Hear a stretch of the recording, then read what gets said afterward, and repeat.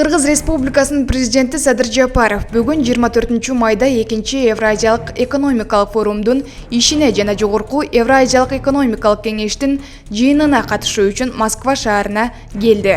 Мамлекет башчынын учагы Москва шаарындагы Внуково 2 эл аралык аэропортуна конду. Аэропортто ЭЭПке мүчө мамлекеттердин желектери илинип турат.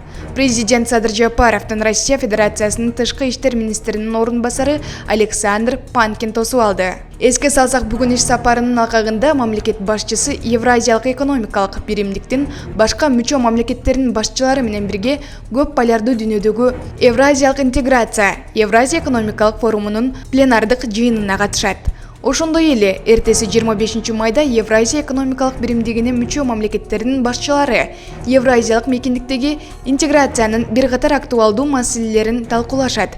Биримдикти мындан ары өнүктүрүү боюнча пикир алмашат. ЭЭПке мүчө мамлекеттердин кызматташтыгын бекемдөөгө, ошондой эле биримдиктин ичмердүүлүгүн жөнгө салууга багытталган бир катар документтерди кабыл алуу пландаштырылууда.